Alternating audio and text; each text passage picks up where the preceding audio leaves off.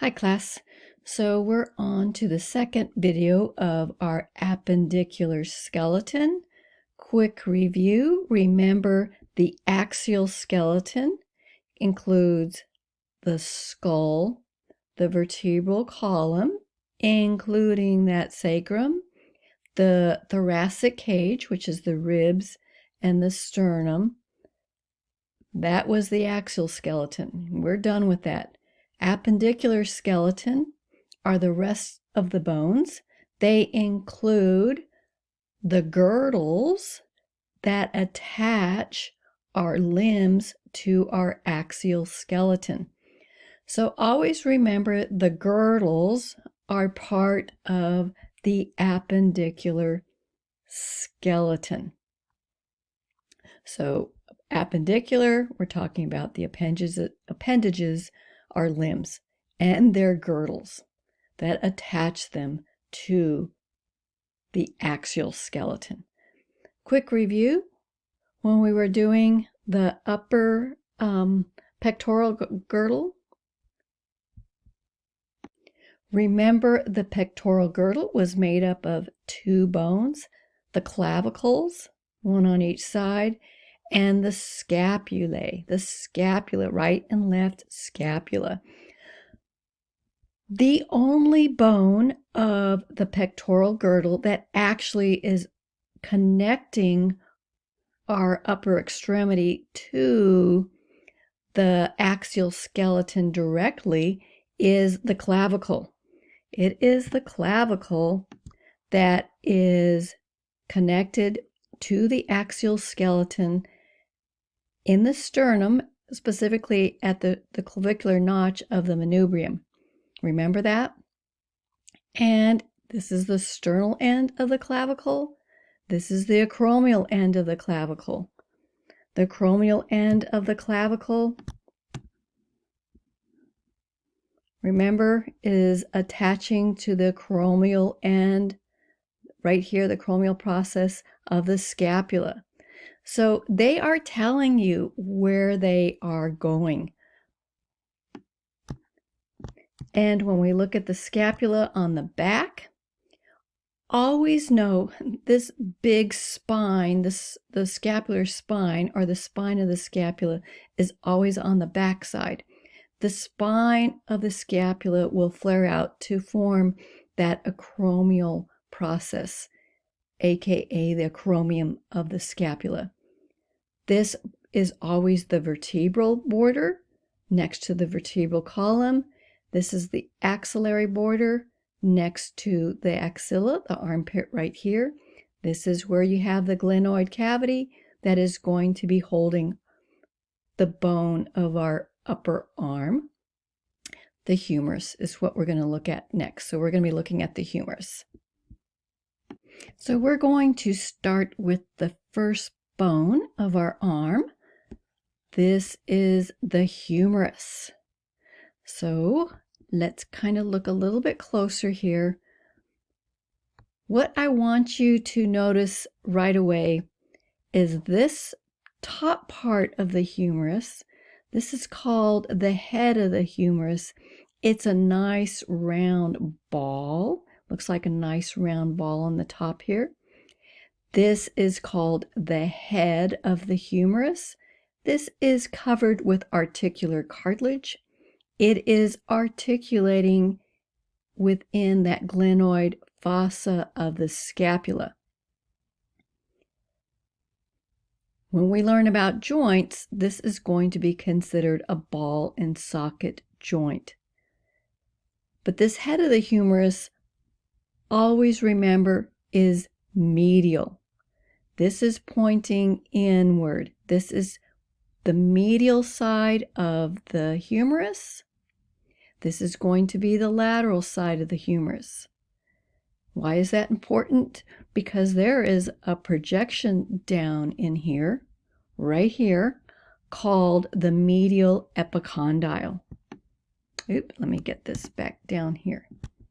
This medial epicondyle, and you can see it here also, is going to be very important when we get to muscles. there are going to be multiple muscles that are attached to this medial epicondyle. Always remember the medial epicondyle, it sticks way out. To me, it looks like a hitchhiker's thumb, and it is medial. You see the head? This is medial epicondyle. That word, epi, what does epi mean? Epi means on top of. So when you say epicondyle, it's on top of what? It's on top of the condyles. What is a condyle? That's another word you have to know. A condyle is a rounded articular knob. It has articular cartilage. This is where one bone is going to be articulating with another. So the condyles of the humerus, let me get this up here. The condyles of the humerus are going to be, so once again, here's our epicondyle, the medial epicondyle. The lateral epicondyle is not very big. I mean, here's the lateral epicondyle, itty witty, but this medial epicondyle is huge. Again, epi means above, condyle means a rounded articular knob. This is where the humerus is going to be articulating with the two bones distal to it, the radius and the ulna. These are the condyles right here. So once you kind of figure out where you are, always listen to the words, the terms. You're not just memorizing, understand the terms, and they're telling you so much. These are the condyles. Now, on this fake bone, you're not really able to see the difference between these two guys. This one, it's a rounded like little ball out here. This guy is capitulum. And I'll try to bring in a picture of a real bone to show you what capitulum looks like. Right next to capitulum is going to be this condyle that is called trochlea. So we got our two condyles down here, trochlea, which is the most medial, next to the medial epicondyle, and capitulum, which is the lateral condyle. So let's go back up to the proximal end. So here we are back up at the proximal end of the humerus. This is going to be an anterior view, and you'll kind of figure it out a little bit later when we go through the whole parts of the humerus. So here's the anterior view. We already said this was the head of the humerus. There is something called the anatomical neck. Now, the anatomical neck of the humerus is just this ridge right here. And this ridge wraps around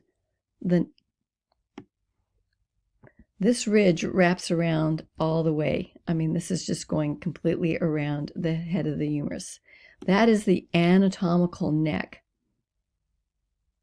There's another neck of the humerus that's more in this area right here. This is called the surgical neck, and it also goes all the way around. It's called the surgical neck because if you break your humerus, this is the most likely region where the humerus will get broken. And let's look at your landmarks that you need to know on the humerus. Make sure we cover them all. So make sure you have your master list out and you go over these. We already did, the first one was the head, the anatomical neck, and now we have the greater tubercle and the lesser tubercle. What is a tubercle? So on your bony landmark handout, Look up what is a tubercle. You need to know what a tubercle is. A tubercle is a rounded projection from a bone. So we have the greater and lesser tubercles. Get him moved just a little bit. Get him in a better position. The greater tubercle is going to be this rounded projection. It's the more lateral, and it's above the lesser tubercle here. So you have the greater and lesser tubercles. They're pretty easy to see on a real bone. Greater tubercle, lesser tubercle. And in between them is going to be a ridge. This groove, not a ridge, it's a groove. This is called the intertubercular groove. So if you look at that word on your master list, it just means it's in between the two tubercles, and it's a groove. This groove is going to be real important when we get to the muscles. So you're not learning these just because we're making you learn them. You're learning them because this is where 3 major muscles are going to be going into. So the intertubercular groove in between the greater and lesser tubercles. Next thing is going to be the deltoid tuberosity. And I'm actually going to be showing you a picture of a real bone with the deltoid tuberosity. Now the deltoid tuberosity is where the tendon of the very powerful muscle deltoid is going to be inserting into the humerus. This is the medial part of the humerus. This is lateral. The deltoid muscle is a shoulder muscle that is up in here, and it's going to be inserting laterally onto the humerus somewhere around here. Now the deltoid tuberosity. What does tuberosity mean? So look at your bony landmarks. Tuberosity, a roughened projection or elevation on a bone. So let's see if we can find it on this fake bone here. It's going to be on the lateral side. Not seeing much here. So here is a real bone. Hopefully you can make sense of it. This is going to be the proximal end, and this is the lateral edge of the humerus. This patch, this roughened patch here, this is the deltoid tuberosity. And if we look at it closer, it is really easy to see on this bone. Everything proximal and distal to this patch is nice and smooth. The bone is nice and smooth, and then wow, we get to this patch here. This is the deltoid tuberosity. So we mentioned before that muscle tendons insert into the periosteum of the bone. So why would having this roughened patch on this humerus, this deltoid tuberosity, how is it going to help the muscle tendon of the deltoid? Because you have more surface area now on this compact bone. It's roughened up, so all this new surface area, it's huge surface area for that periosteum to go into all the contours of this compact bone. More surface area for the periosteum, which will give more surface area for that tendon of that muscle, specifically the deltoid muscle. So you're going to see lots of these patches on bones because they're going to give more surface area for that periosteum if you have a huge tendon that's going to be inserting into it. This bone here, this compact bone, it's smooth, not much going on, but look at that. So I just wanted to bring that up. So let's continue down your master list. Just finished the deltoid tuberosity. Now let's go back down to the medial and lateral epicondyles. The medial and lateral epicondyles, down by the condyles, down in through here. So you have your medial epicondyle, your lateral epicondyle is right here. Trochlea is a spool-shaped condyle. It's right here. It's on the medial aspect of the distal humerus next to the medial epicondyle. And capitulum right here. It's on the lateral aspect. The other thing you need to know is you will only see capitulum in the anterior view of your humerus. This trochlea is going to wrap around to the backside. And you cannot see the trochlea right now because it is covered by this bone, the ulna. Let me get rid of that ulna. And that ulna is actually going to be articulating. This is the trochlea on the backside right here. And once you learn the ulna, you will know that the ulna is articulating with the humerus at this trochlea via the trochlear notch of the ulna. But we'll get to that a little bit later. But just remember, it is the trochlea that wraps around from the front side to the back side. You'll see it in both views. And then you see this big fossa back here.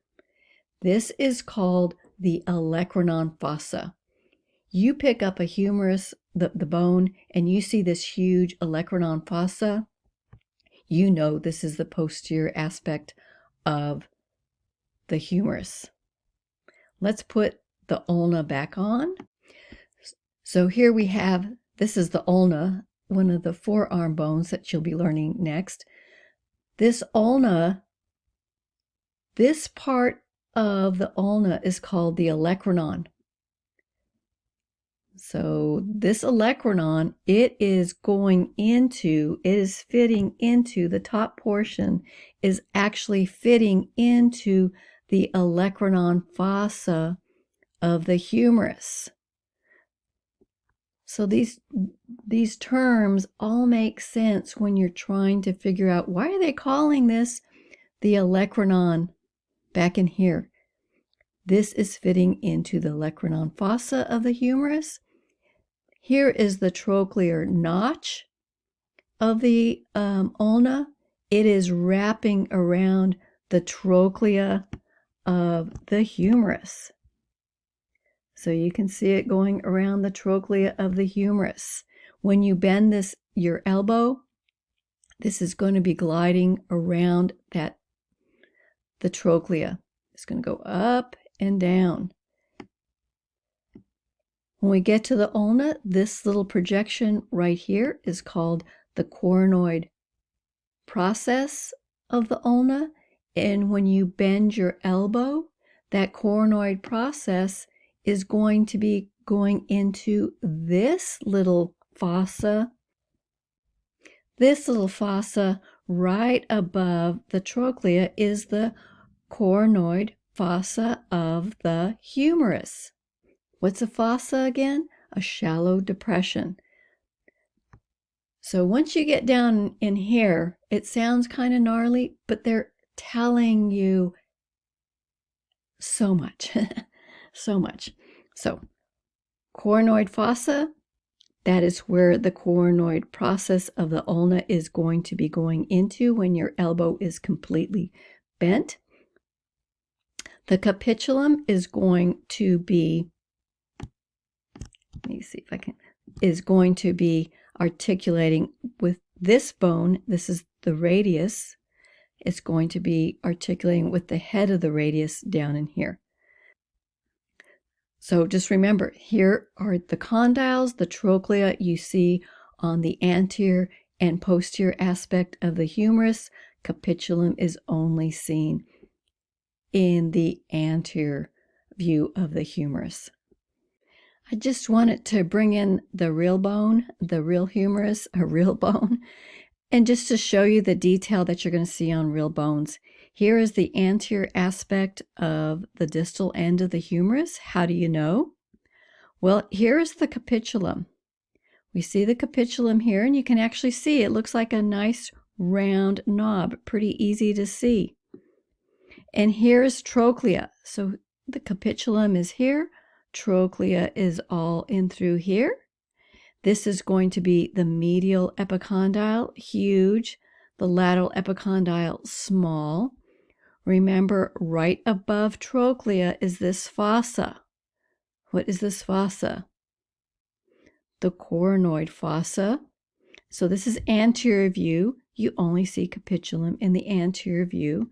And then we go to the posterior view. Here we see this huge fossa. This is the olecranon fossa.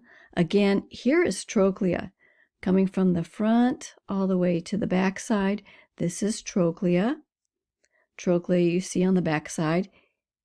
Here is the medial epicondyle right here. So just wanted to bring the real bone in so you can see how much more detail you actually have on real bones. We are done with the humerus. I know it was a lot just for one bone, but I wanted to make sure you really understood this bone.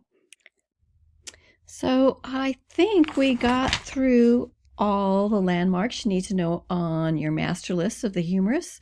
So the next video we'll be going over the rest of the bones of the upper extremity.